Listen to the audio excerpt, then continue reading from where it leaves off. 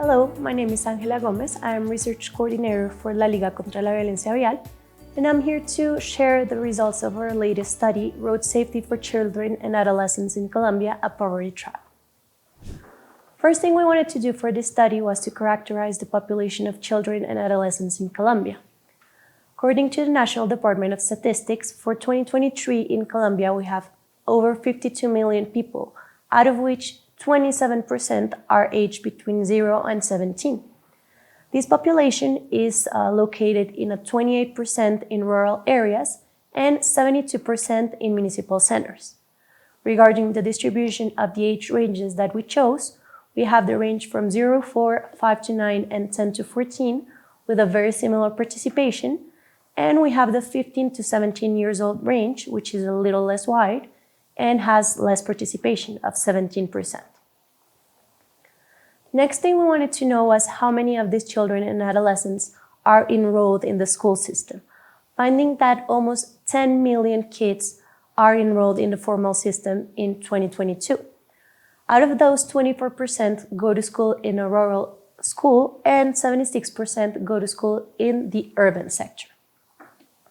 That information allows us to infer that we have around 20 million daily trips in the country that represent commutes for children and adolescents traveling to and from educational institutions.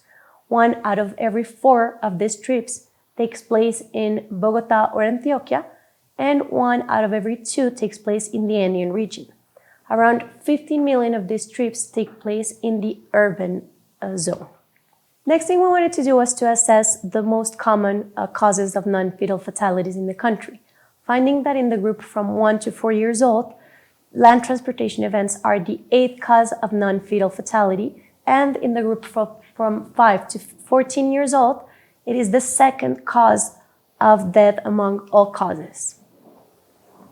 We also went to check the registers of the National Institute of Legal Medicine for all the injuries between January 2018 and June 2023, finding that 15,723 children and adolescents were injured in transportation events during this period. This accounts for 25% out of all deaths and 6% out of all injuries in the group of 0 to 17 years old. We wanted to calculate the epidemiological indicator of the years of potential life lost, finding that only in this group we have lost 162,954 years of life in transportation events. To get out of just saying numbers and give you an image, this would correspond to wiping out all the lives of school-age population of the Department of Caldas. We also wanted to know which actors of the road were getting injured most often, finding that 39% of all injuries correspond to motorcycle users, and that 80% of all children and adolescents injured between 2018 and 2023 were traveling by vulnerable means of transportation, meaning they were pedestrians, cyclists, or motorcyclists. When evaluating the most common collisions in the 0 to 17 age group, we find that the most common collisions happen between motorcycles and fixed objects, followed by motorcycles and motorcycles, then motorcycles and cars, trucks, or campers, and finally motorcycles and trucks or tractor trailers. This is for the case of deaths.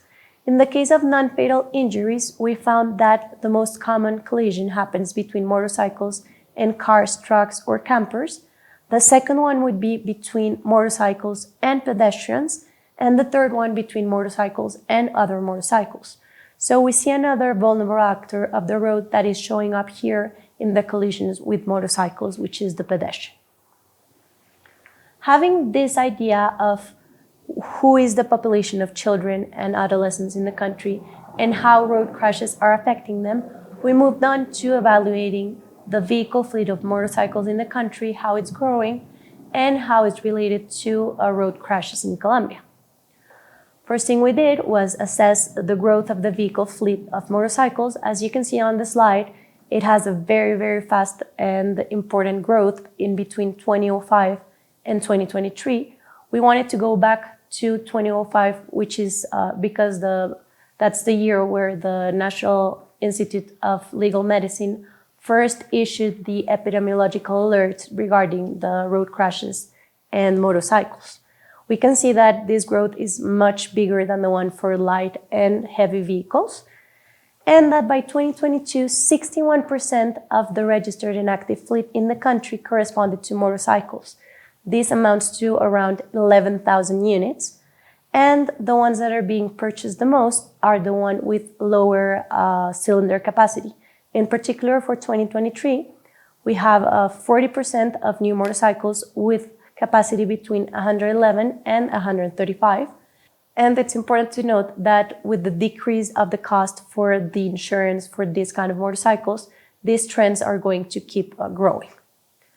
We also wanted to check the evolution of all the injuries, fatal and non-fatal, for vulnerable road actors, finding that in the case of deaths for pedestrians and bicycles, we can see a pretty stable trend in between 2005 and 2023, with a little decrease during the pandemic time.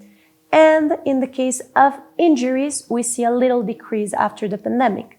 However, in the case of motorcycles, we see that this trend does not apply.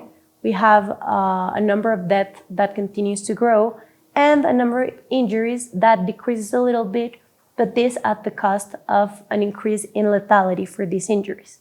It's important to note when we take a look at these histories that the measures that we are taking to protect our vulnerable road actors are not being effective.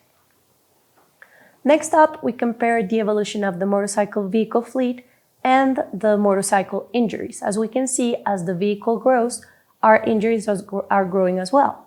However, we also wanted to calculate the rate of injuries per 100,000 motorcycles, seeing that even though there is a decrease in non-fatal injuries, which is the orange line, after the pandemic, we see that it increases again. And in the case of fatalities, there is a lesser decrease and a bigger increase after the pandemic. We also wanted to take a look at the motorcycles that are being involved in these road crashes more often, and the lines of motorcycles that are being involved in these crashes. So as you can see here, we have a rank of the 40 motorcycle lines that are involved in these crashes more often, finding that most of them have a lower cylinder capacity. This is for the rate per total motorcycles. This is for the participation of each line in the total number of road crashes. Once again, we see that the cylinder capacity for most of them is very low. And finally, we did a normalized rate, taking into consideration the number of motorcycles per each line of motorcycles. And once again, what we can see, and we'll see it here more graphically, is that the lower cylinder motorcycles are the ones that are being involved in road crashes more often. And may I remind you, these are the ones that are also being purchased more often. This is for the crashes with only damages, material damages. And now we can move on to our main subject, knowing the situation of children and adolescents and the situation of motorcycles and road crashes. We want to take a look specifically at the road crashes and injuries for child and adolescents that are motorcycle users. You can see the history of these injuries on the screen, noticing that there is a decrease towards 2020, and then the number of total injuries is starting to grow again and seems to be growing for 2023 as well. So between January 2018 and June 2023, we have 6,114 children and adolescents that were injured in motorcycles. As I mentioned before, this is 39% of all injuries related to transportation events, and they represent 50% of all those that died on the roads between 0 and 17 years old. We had calculated the potential years of life lost for all transportation events. These motorcycle users, they represent 50% of all the potential years of life lost. This is 80,142 years lost due to transportation events in motorcycle users between 0 and 17 years old. and it would be equivalent to wiping out the school-age population for the whole department of the Quindío. Who are the victims that are getting involved in these crashes more often? First of all, we have the 15 to 17-year age group, and males are also being more affected by this type of injuries in motorcycles. In addition to that, we wanted to take a look at the condition of the victim and find out regarding if they were drivers or passengers, how the injuries varied. What we found was that 7 out of 10 men were injured as drivers, died as drivers, and 6 out of 10 women died and were injured as passengers. So we are talking about a population that is very, very vulnerable because they are women, they are kids, they are vulnerable users of the road while using their motorcycles, and they are also passengers and being victims of the decision-making of the driver, which is usually a man. Finally, and this leads us to why we called this study another poverty trap, we evaluated the injuries in the different municipalities in the country, taking into consideration that municipalities type 1 and special municipalities have the biggest populations and the biggest income per capita. They do not concentrate most of the injuries. Actually, category 6 municipalities with the lower income per capita accounted for 33% of all injuries in motorcycles. This means the kids that are getting injured the most are the ones that live in places where the infrastructure is not good, where the hospital and pre-hospital attention is not good, and where they do not have options to climb the social ladder. We also wanted to take a look at the times where these injuries are taking place. So on the one hand, we evaluated the months, finding that we have peaks in December and January for both deaths and non-fatal injuries, and that in particular in the case of the group from 15 to 17, which basically determines the tendencies in all of this, in the figure that we have on the left, we have another peak on April, May, and another one in October. Those peaks we can associate to the holidays at the end of the year, to the Holy Week, and to the recess week that we have in October as well. Regarding the day of the week, we found that there is a very important increase in the number of injuries, both fatal and non-fatal, starting on Friday. This trend is mainly determined by the increase in the group of 15 to 17, as you can see in the figure on the right. Basically, what this is telling us is that our children and adolescents are not only getting injured while traveling to and from school, but also, and actually to a bigger extent, on their recreational times. So during their vacation, the school vacations, and during the weekends. We did this analysis for the time of the day as well, finding that in the case of non-fatal injuries, we have a peak between noon and 6 p.m. And for the case of deaths, this peak does not stop there and it continues to grow until midnight. Basically, as we can see on the figure on the right, this is not the case for the groups between 0 and 14 years old. It's the case for the group between 15 and 17. This is what marks the trend, the increasing trend between 6 p.m. and midnight. And it's also telling us that these deaths are happening when this group is moving, not for school purposes, not for educational purposes. Finally, we want to look at the circumstances of the fact, finding that even though most of the cases, most of the injuries that are reported do not have any information for the circumstance of the event, we do have 3 circumstances that are the most common, those being speeding, disobeying traffic regulations or signs, and alcoholic or non-alcoholic intoxication. 2 things to note here. First one is that we don't know which regulations are being ignored. We don't know which traffic laws are being disobeyed. So this does not give us a lot of clues about the behavior of the driver. And also that even though we don't have a lot of control for alcoholic intoxication and we have basically no control for non-alcoholic intoxication, this is showing us the third most common circumstance of the event. So that's something to take into consideration. In addition to that, it's also important to note that speeding is very frequent in the case of death, and it's not as frequent in the case of injuries. We also wanted to evaluate what's the capacity of our healthcare system to respond and take care to these road crash victims. First thing we noticed was that out of all the healthcare institutions that we have in the country, only 3% are classified as a level 3 institution.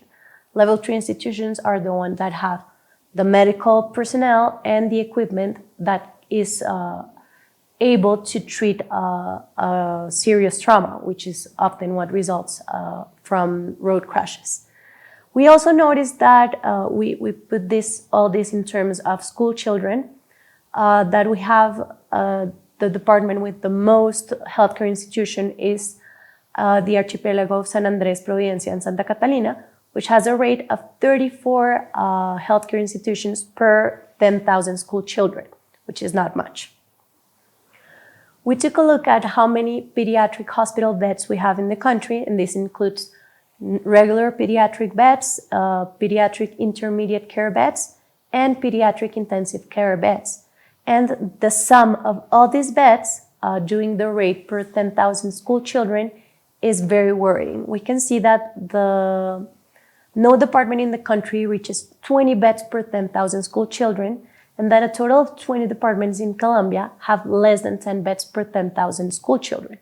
On average, we have 9.9 pediatric hospital beds per 10,000 school children, which is definitely not enough to take care of all of our road crash victims. Regarding the operating rooms, the departments of Arauca, Casanare, Guainía, La Guajira, Baupés, and Bichada do not have a single operating room, and the departments with the largest number of operating rooms are Antioquia, Atlántico, and Bogotá. On average, our departments have 0.3 operating rooms per 10,000 school children. So once again, a number that should worry us a lot. Regarding the attention when we have the road crash, we also wanted to evaluate the response, the capacity of response from ambulances, evaluating the amount and the rate of basic ambulances, which are the ones qualified to take care of a non-critical patient, and medicalized ambulances, which have the equipment and the medical personnel with the ability to take care of serious trauma, finding that the department with the most basic ambulances per 10,000 school children is Caldas, with 10.5 ambulances per 10,000 school children, which is really, really, really low. And then in the case of medicalized ambulances, the number is even lower. We only have a number over 5 for the Department of Putumayo, with a rate of 6.3 per 10,000 school children. And then after that, it's all below 3.3. What else do we want to know? We wanted to evaluate what is causing the deaths of these road crash victims. What are the injuries that they are suffering? What are the vital organs that are being affected? And what is the diagnosis that is leading to their deaths or serious injuries? So first thing we did was take a look at the cause of death, the direct cause of death, for all events reported regarding land transportation accidents between 2018 and 2022, finding that the most common cause of death in these kind of events is some early complications of trauma. This doesn't actually give us a clue of what's happening in the body of the victim, but we can see that in the second and third place, we find head trauma and other nervous disorders of the brain, which is why from what we will be calling cranioencephalic trauma in the next slide. Regarding that cranioencephalic trauma, we wanted to know how it changes in the different age groups and for the different means of transportation, finding that in the age group from 0 to 4 years old, this kind of trauma is more frequent, and then its frequency decreases with age. So we have children that, due to their anthropomorphic and anthropometric condition, are more susceptible to this kind of trauma. And it's very important to remember that these are not just tiny adults. They have different bodies and they will be affected differently by the same injuries that an adult will suffer differently. Regarding the means of transportation, we found that head trauma was more prevalent in automobiles and motorcycles and had a lower prevalence in fatal injuries to pedestrians and cyclists. For the topographic diagnosis, we also found that the most common diagnosis is polytrauma. This, again, does not give us a lot of clues, basically because it's any diagnosis with more than one area affected. But we did find that the second most common reported diagnosis was head trauma in the case of fatalities and limb trauma in the case of non-fatal injuries. We want to take a look at how this changed depending on the means of transportation, finding that both polytrauma and limb trauma were more prevalent in the case of vulnerable means of transportation than in the case of automobiles, and finding that head trauma is very prevalent in fatal injuries for all modes of transportation, but that in non-fatal injuries, it's a more frequent diagnosis in the case of automobiles, followed by pedestrians, cyclists, and motorcyclists. We also evaluated this topographic diagnosis based on the age ranges, finding that the group of 0 to 4 is once again more susceptible to head trauma. And in this case, we also found that this group had a bigger prevalence of neck trauma and facial trauma in the case of non-fatal injuries. Once again, so this is our smallest children which are being affected in this zone, and that's very important to consider when proposing measures for each different age group. Okay, so to conclude the study, just go over the most important point.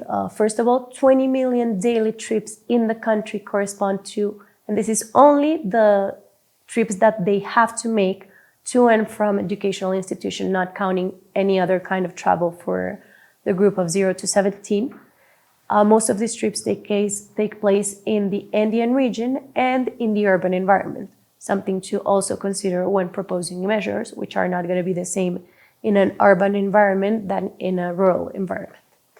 Transportation events, and we know this is not new, are one of the most important causes of non-fatal death, getting to be the second one in the group of 5 to 14 years old. And they account for 25% of deaths and 6% of non-fatal injuries in the group of 0 to 17 years old, having 80% of these injuries attributed to children and adolescents traveling by vulnerable means of transportation. The growth in the motorcycle fleet is undeniable. We have an annual average growth of 11% between 2005 and 2023. And by the end of 2022, we had 60% of our motorcycle fleet, of our automobile fleet in the country represented by motorcycles. This is a road actor that we have to be very careful about, because as the vehicle fleet grows, we also have a growth very important in the number of injuries, showing that we have to start taking action regarding the injuries for motorcycle users, and that the measures that we're taking for other vulnerable road actors are not being effective either. Regarding the injuries for motorcycles users between 0 and 17 years old, we find that 39% of all injuries and 50% of all deaths in land transportation events correspond to motorcycle users, and they also account for 50% of all the potential years of life lost in the period of the study. The children and adolescents between 15 and 17 years old and the male are being the most affected by these injuries, and 6 out of 10 women are dying and getting injured as passengers, so in a condition of total vulnerability. In addition to that, Category 6 municipalities account for 33% of all injuries, so we are condemning our poorest child to dying on the roads. Regarding the analysis of the ability to take care of our road crash victims, our health system is definitely not prepared to take care of all the road crash trauma, We have a very unequal coverage for beds for healthcare institutions, and a very low coverage for ambulances. So that's something that when we talk about road safety, it's also something that we need to start talking about, and we need to start taking measures towards strengthening the emergency network in Colombia.